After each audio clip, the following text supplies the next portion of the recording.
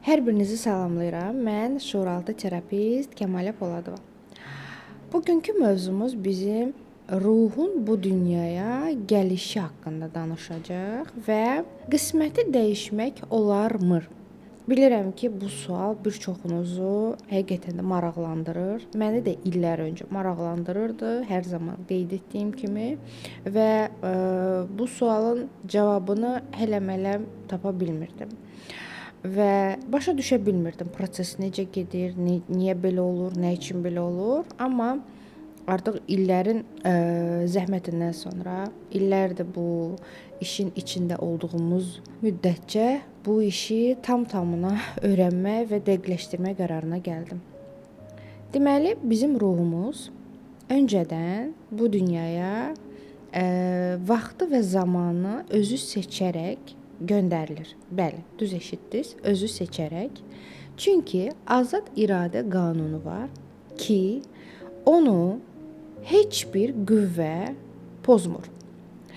Hətta mən sizə bir söz deyim ki, təsəvvür eləyin ki, bizi yaradan, bizim gözəl Allahımız bizi özü yaradıb, öz hissəsindən yaradıb və onunla belə, baxmayaraq ki, onun bizim azad iradə qanununu daxil etməyə əlbəttə ki, haqqı var, o belə o haqqa girmir.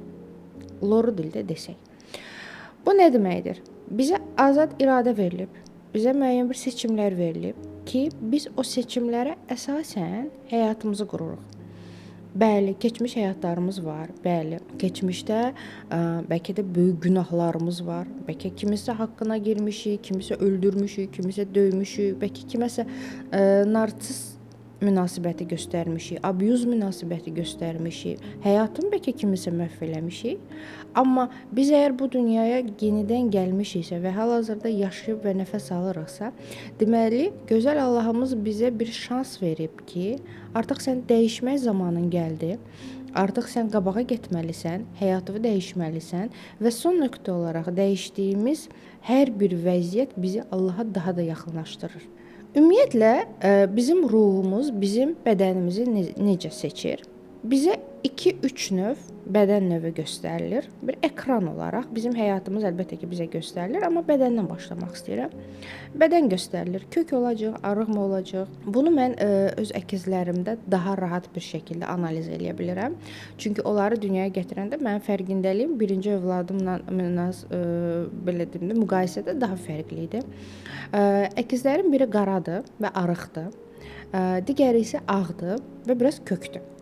Deməli, kök olanın damağında bir puzurok var idi, bir şişkinlik var idi və onu heç cürə biz aradan qaldıra bilmirdik. Həkimlər deyirdi ki, nə bilim, cərrahi müdaxilə eləyək, daha sonra dedilər ki, yox, özü gedəcək və s. Yəni hərə bir söz deyirdi. Və keçən dəfə mən bunun öz üzərimdə işlədim və başa düşdüm ki, yəni başa düşürdüm zaten. Sadəcə daha da dərk elədim ki, bu keçmiş həyatdan ola bilsin ki, ya oda, ya suya, ya havaya hər hansı bir hörmətsizlik etdiyinə görə bir cəza olaraq artıq onun ana bətnindən ona o vəziyyət cəza olaraq verildi. Və bir əkiz damağında problemsiz dünyaya gəldi. Daha doğrusu, digəri isə damağında problemlə dünyaya gəldi. Və mən bunu tam başa düşəndən sonra, tam dərk eləyib qəbul eləyəndən sonra inanın ki, mən getdim evə və gördüm ki, həmin o puzurok dediyim vəziyyət, yəni artıq uşağın ağzında yoxdur. Və tam olaraq özü partlayıb. Yəni necə olubsa özü partlayıb ki, 5 aydır partlamayan puzurok partlayıb. Deməli, bu nə deməkdir? Uşağın ağ və qara olmağı, uşağın saçının rəngi, uşağın dırnaqlarının forması, qaşının forması, dodağının forması belə bizim keçmiş həyatdan gətirdiyimiz karmadır və bizim hələ bu dünyaya gəlməzdən öncə seçdiyimiz bədən quruluşudur, bədən vəziyyətidir. Bizə hər şey təməl olaraq artıq seçim olaraq öncədən verilir. Biz nəslimizi, valideynlərimizi necə seçirik? Keçmiş həyatlardan gələn vəziyyətlər var. Keçmiş həyatdan aldığımız karmalar var. Tamamlanmamış dərslərimiz var ki, biz onları bu həyatda tamamlamalıyıq. Və ruh Həmin o dərsləri almaq üçün, həmin o imtahanlardan, belə deyək, vəziyyətlərdən keçmək üçün bir nəsil seçir. Həmin o nəsildə olan neqativ və pozitiv proqramlara əsasən ki, o artıq bizim DNK səviyyəmizdə olur və onları biz bu dünyada işləməliyik deyə ona uyğun o nəsli seçir və artıq valideynlərimizi də həmçinin və artıq bu dünyaya göndərilir, bu planetə göndərilir. Amma dəyişməyən yeganə vəziyyət var ki, bizim xasiyyətimizdir. Belə bir misal var ki, 7-sində nədirsə, 70-də də həmindir. Mən bununla çox razıyam. Mən nə qədər şəxsən öz üzərimdə işləsəm də, artıq neçə illərdir, 7 ilə yaxındır ki, mən öz üzərimdə işləyirəm. Müəyyən bir transformasiyalar gedir məndə. Valideyn münasibətidir, övlad münasibətidir, yoldaş münasibətidir, puldur, bolluqdur, bərəkətdir. Hamısını işləyə-işləyə gəlirik. Amma xasiyyət dəyişmir. Bəli, hardasa daha təmkinli olmuşam, hardasa daha səbirli olmuşam, hardasa daha insanları başa düşən olmuşam, yola verirəm, yeri gələndə sözümü deyirəm, yeri gələndə bəli, öz güvənim bərpa olunub, bəli, öz dəyərim bərpa olunub, amma ümumi toplasaq mənim bu xasiyyətimə heç bir təsir göstərməyib. Mənim xasiyyətim necə idisə, indi də bax elədir. Yəni xasiyyət bizə genetik olaraq göndərilir və biz onu dəyişə bilmirik. Bəzən dejavu deyilən bir vəziyyətlər də yaşayırıq. Bu nə deməkdir? Hər hansı bir hadisədir, baş verib və sən deyirsən ki, mən bu hadisəni hardasa görmüşəm, elə bil yaşamışam, elə bil eyni şeydir, mən təkrar olunur. Bax, dejavu sənə öncədən yazılan qismət çərçivəndə getdiyin bir işarəsidir. Yəni hardasa sən düz yoldasan. Sual yaranır ki, biz qismətimizi nə dərəcədə dəyişə bilərik? Yəni bu nə dərəcədə mümkündür? Biz indi hər kəs bar-bar bağırır ki, həyat sənin əlindədir, hər şey sənin əlindədir. Sən istəsən dağları aşa bilərsən, qabağa gedə bilərsən, uğur qazana bilərsən və s. Yəni sən istəsən hər şey eləyə bilərsən. Sən öz həyatının yaradıcısısan. Bu həqiqətən belədirmi? Mən deyərdim ki, nisbətən. Hər şey bizim əlimizdə deyil. Biz hər şeyi idarə edə bilmərik və bizə yazılan bir vəziyyətlər var. Və əgər siz bir vəziyyəti arzulayırsınızsa və əgər sizi həmin o arzu etdiyiniz vəziyyət sizi xoşbəxt edirsə, deməli o sənin qismətində yazılıb, sadəcə daha yüksək frekans bir vəziyyətdə. Sən keçmiş həyatlara əsasən bir belə deyim də, valideyn seçirsən və o valideynlərdə ailədə dünyaya gəlirsən. Onların sənə ötürdüyü kodlar ki var, bəziləri sənə genetik olaraq ötürülür ki, bu da sənin karmandır. Bəziləri isə ailə münasibəti nəticəsində bizə ötürülür və yəni hamısı toplum şəkildə biz onları belə deyək, loru desə çözməliyik. Yəni biz bu dünyaya çözmək üçün gəlmişik. Və bunları çözdükdən sonra bəli, biz qalxırıq. Amma çözməmişiksə, bizə öncədən yazılan o qismət çərçivəsində biz irəli gedirik, qabağa gedirik. Amma yox çözürüksə və günün birində deyirik ki, yox, mən bu həyatı istəmirəm, mən də yaxşı həyat istəyirəm, mən daha xoşbəxt yaşamaq istəyirəm, mən uğur qazanmaq istəyirəm, mən bolluq, bərəkət içində yaşamağı seçirəm. Bu zaman biz artıq dəyişim üçün bir icazə alırıq bir növ. Və o icazəni kainata göndəririk və kainat da o sualımızın, o istəyimizin cavabına əsasən bizə müəyyən bir vəziyyətlər yaratmağa başlayır ki, biz artıq energetik olaraq qalxmağa başlayırıq. Amma nə qədər qalxsaq da bizim yenə də bir çərçivəmiz var. Əgər mən gözümü yumanda hər hansı bir Hindistanda yaşamaq gözümün qabağına gəlmirsə və onun istəyi məndə yoxdursa, deməli bu mənim həyat yolumda nə aşağı frekansda, nə orta frekansda, nə yüksək frekansda çatsam belə o vəziyyət mənə yazılmayıb. Ona görə də o istək sənə verilmir. Hər kəsin istəkləri eyni ola bilməz. Bu saat biz 1000 nəfərdən intervyu götürsək, onun çox azı deyəcək ki, mən milyonçu olmaq istəyirəm, mən bolluq bərəkət istəyirəm, mən varlı olmaq istəyirəm və yaxud da nə bilim mən Alp dağlarına çıxmaq istəyirəm, mən Tibet dağlarına çıxmaq istəyirəm. Yəni hər kəsin özünə görə istəyi olacaq və o istəyi də ona göstərən yaradandır və əlbəttə ki, bu qüvvələrdir. Yadınızda saxlayın ki, bizə öncədən təyin olunmamış heç bir vəziyyəti biz istəyə bilmirik. Yəni biz onu arzulaya bilmərik. O bizə heç bir hiss olaraq, emosiya olaraq gəlmir. Bu mümkün olan bir şey deyil. Çünki Allah o qədər ədalətlidir ki, sənin əgər ehtimal nəzəriyyəsində, belə deyim, ehtimal vəziyyətində, qismətində, yəni qismətin bir neçə növü yazılır səndə. Yəni onların hər birində müəyyən bir vəziyyətlər var. Əgər heç bir vəziyyətdə sənin, məsəl üçün Alp dağlarına çıxmaq kimi bir vəziyyət yoxdursa və yaxud da burdan durub Amerikaya köçmək kimi bir vəziyyət yoxdursa, onun istəyi belə səni tətikləmir. O istək səndə olmur. Kimsə deyə bilər ki, mən Amerikaya köçürəm, mən orada çox yaxşıyam, orada həyat səviyyəsi yaxşıdır, orada azadlıq var, filan var, beşməkan var. Bu sözü 10 nəfərin içində desə, onun ikisi, üçü deyəcək ki, mən də istəyirəm. Digərləri deyəcək, yox, mənə nəsə heç təsir eləmədi. Deməli nə? Onlarda var o ehtimal ki, o insan ora köçə bilər və orada həyatını davam edə bilər. Amma digərlərinə isə bu ehtimal yazılmayıb. Ona görə də yazılmayan heç bir şey bizi hiss olaraq verilmir. Əgər siz hiss olaraq, məsəl üçün indi bir otaqlı evdəsinizsə, hətta eviniz belə yoxdursa, amma hiss olaraq siz 5 otaqlı bir 3 mərtəbəli villanı arzuluyursunuzsa, həqiqətən istəyirsinizsə, bu zaman deməli ehtimal nəzəriyyəsində bu var və siz öz üzərinizdə çalışaraq ona sahib ola bilərsiniz və onu qazana bilərsiniz. Yox, əgər yoxdursa, əlbəttə ki, bunun istəyi də sizə verilmir. Heç bir ruh bu dünyaya elə belə gəlmir.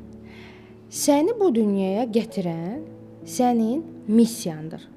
Yəni, mənim görəcək işlərim var və mənim insanlara edəcəyim bir xeyrim var ki, yəni ziyanım da ola bilər, əlbəttə ki, bu artıq sizin düşüncənizdən asılıdır. Amma biz bu dünyaya xeyir vermək üçün gəlmişik və mənim bu dünyada edəcəyim bir vəziyyətlər var, bir iş var ki, mən bu dünyaya göndərilmişəm. Mən sadəcə yerim boş qalmasın deyənə bu dünyaya göndərilməmişəm. Bəzən bəzi insanlar üçün deyilir ki, yeri boş qalmasın deyənə bu dünyaya gəlib. Yox, onun da bir yeri var. Sadəcə ola bilsin ki, müəyyən bir proqramlar nəticəsində o hələ də özünü tapmayıb. Bu da bir karmadır, bu da bir karmik borcdur ki, insan özünü tapa bilmir. Bunun da icazəsi alınmalıdır. İndi sual verəcəksiniz, yaxşı, bəs bu qədər gözəl danışırsan, aydın danışırsan, hər kəs dəyişə bilmir axı.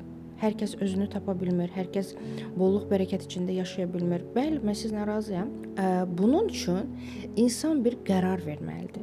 Bunun üçün bizə yenidən və yenidən dediyim kimi azad iradə verilib, bizə beyin verilib, bizə düşüncə verilib, şuur verilib bizə ki, mən niyə məni istəmədiyim bir həyatı yaşamalıyam? Mən nəyə görə özümə əziyyət verərək yaşamağı seçməliyəm? Nəyə görə bu olmalıdır? Mən dəyişmək istəyirəm. Mən həyatımı tamamilə fərqli eləmək istəyirəm. Və birinci, əlbəttə ki, siz də hər hansısa bir sınaqlarla qarşı-qarşıya qalacaqsınız, sıxıntılarla qarşı-qarşıya qalacaqsınız. Sizi çünki sınaqdan keçiriləcək, görün bu ruhun nə qədər gücü var dəyişmək üçün. Və siz o sınaqlardan keçdiyiniz zaman, bəli, sizi çox xoşbəxt və çox gözəl bir həyat gözləyir. Çünki heç kəs bu dünyaya əzab-əziyyət çəkmək üçün göndərilməyib. Sizin əzab-əziyyət çəkdiyiniz sizin karmanızdır. Karma isə nə üçün insana verilir ki, sən o karmanı keçəsən, başa düşəsən, qəbul edəsən və Allahla bütün olasan. Allahla bütün olub ona təslim olduqdan sonra sənə qarşıva bütün imkanlar açılmağa başlayır və sən həqiqətən də qabağa getməyə başlayırsan. Bir misal gətirmək istəyirəm sizə. Sənin genetikanda, genetik kod olaraq məsəl üçün yazılıb ki, sən içki alüdəçisi olacaqsan və yaxud da narkotika meyli olacaq və yaxud da qumar bazı olacaqsan, belə deyim. Yəni o kod artıq səndə var. Və sən özünü dəyişmədiyin sürətcə həyat sənə müəyyən bir sınaqlar verəcək ki, səni belə deyək də, loru dilsə sındıraraq, sındıra gətirəcək səni elə bir vəziyyətə salacaq ki, sən həqiqətən də gedib o narkotika qurşanacaqsan, içki içəcəksən və qumar oynayacaqsan və yaxud da daha da pis bir işlərlə məşğul olacaqsan. Və elə bir insandan soruşanda ki, bəs necə oldu sən bu yola gəldin? Axı sən ağlı başlı bir insan idin. O deyəcək, həyat məni bu yola gətirdi. Əslində düz deyir. əslində çox düzgün bir cümlədir. Çünki həqiqətən də həyat onu o yola gətirir ki, bu insanı müəyyən bir vəziyyətlər yaşadığı üçün bu kod onda aktivləşməyə başlayır. Və yaxşı sual yaranır. Mən bunu necə dəyişə bilərəm? Bunu fərqində olaraq. Ya sizin bir yaxınınız siz üçün daima dua eləməlidir. Bunu yaradandan istəməlidir ki, o vasitəçi olmalıdır ki, siz dəyişəsiniz. Və yaxud da siz özünüz deməlisiniz ki, artıq mən bunu istəmirəm. Mən bu kodu dəyişirəm. Sizə öncədən yazılmış bütün kodları siz dəyişə bilərsiniz. Məsəl üçün, məndə depressiyaya çox meyilli var idi. Depressiyaya, sıxıntıya, mən özümə qapanmağı çox sevirdim. Və mən insanlarla ünsiyyəti çox da sevmirdim. Çünki onlarda özgüvənsizliyim tam belə deyim, əks olunurdu. Mən onların içində sözümü deyə bilmirdim, danışa bilmirdim. Təsəvvür edin ki, mən kütlə içində danışmaq nədir? Mən telefonda zəng eləyib özümə pizza belə sifariş eləyə bilməyən bir insan idim. Çünki mən düşünürdüm ki, mən o cümləni düzgün işlədə bilmərəm. Və mən hər şeyi sonraya saxlayan bir insan idim. Hər şeyi sonraya və tənbəlim biri idim, bunu da qeyd edeyim. Ki, həqiqətən də belədir. Amma mən başa düşdüm ki, bu kodlar mənə yaşamağa mane olur. Və həyat da mənim elə fırlanırdı ki, mənim ətrafımda. Tam da mənim bu kodlarımı daha da aktivləşdirirdi. Daha da belə bilirsiniz necə eləyirdi. Tam mən bu kodların içində idim. Amma günün bir günü mən dedim ki, mən bu cür yaşamaq istəmirəm. Mən istəmirəm belə özgüvənsiz olum. Mən istəmirəm öz sözümü deyə bilməyim. Öz fikrimə şübhə eləmək istəmirəm.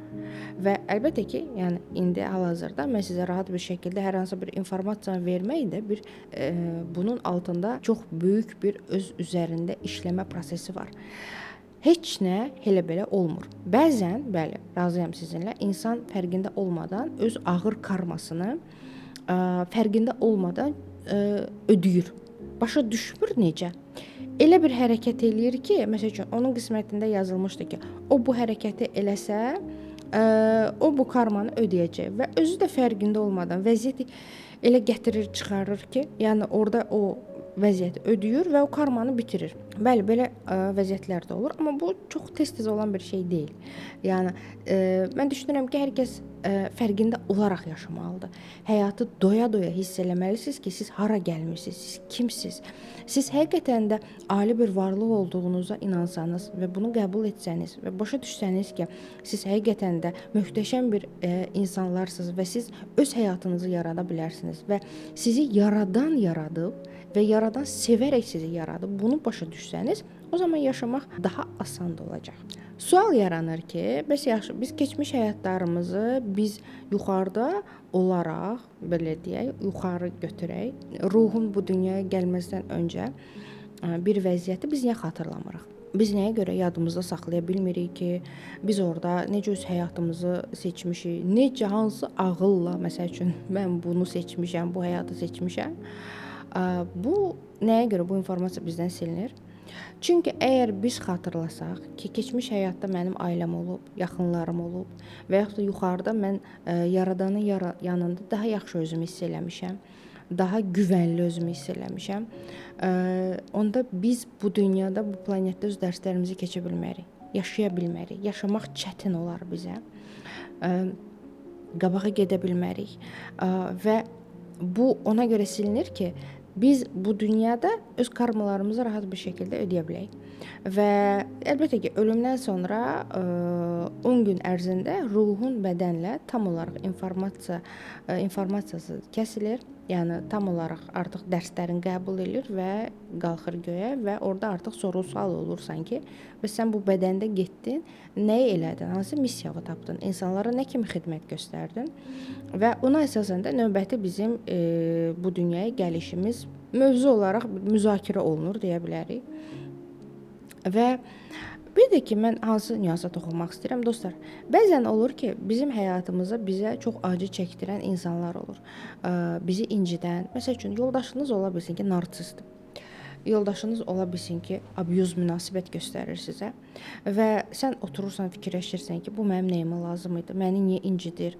Əslində, ruh səviyyəsində, mən bugün psixologiyadan danışmayacağam, ruh səviyyəsində götürsək əgər, yuxarıda biz hamımız bir-birimizlə yaxın ruhlar olaraq söhbətləşmişik ki, bəs sən bu vəziyyətləri, bu dərsləri keçmək üçün Bu sınaqlardan keçmək üçün mən sənə bu cür rəftar eləyəcəm.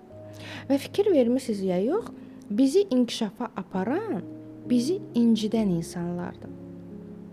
Bizi inkişafa aparan, bizi mənliyimizi, bizim egomuzu, bizim özgüvənimizi, özümüzə dəyərimizi yerlə bir edən insanlardır əksəriyyət. Artıq insan bezir və deyirsən ki, yox, mən dəyişmək istəyirəm. Mən artıq bu həyatı yaşamaq istəmirəm.